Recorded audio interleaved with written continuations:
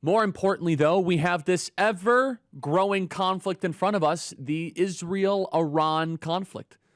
Will the United States get involved? Will the United States decide to use bunker-busting bombs? As I've said once and I'll say again, President Trump has beyond earned our trust on all foreign affairs issues. He took out Soleimani. He took out ISIS. He has bombed the Houthis. President Donald Trump has been a leader who is willing to use American military might where necessary, but not for prolonged conflicts. He's not a nation builder guy. He's not a let's change the population sentiment guy. There's only one nation that Donald Trump wants to build, and that is America. He wants to rebuild this country with infrastructure, a border, rising wages to get rid of inflation, mass deportations.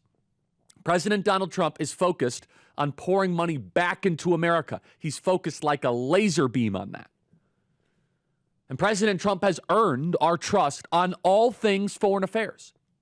So right now you have Lindsey Graham, you have James Lankford, you have Tom Tillis. They're calling for regime change. They're calling for regime change, but a step before that, almost the entire industrial media class right now is calling for a bombing of Fordo.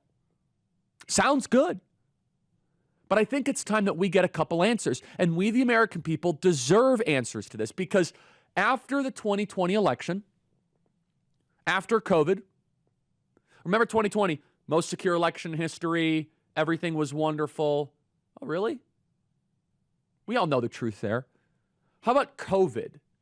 6 feet to slow the spread, vaccine is safe and effective, shut down the schools, mask while you shower. COVID came from a bat. So we were lied to there by the mass media and lied to there by the intelligence agencies. How about Joe Biden's mental decline? Joe Biden's perfectly fine. He's perfectly fit. It's a deep fake. You're wrong. He's never been sharper. How about the Hunter Biden laptop? That is Russian disinformation that our own intel community signed a letter saying that it was Russian disinformation. Our own intel community did that. Well, I'm sorry.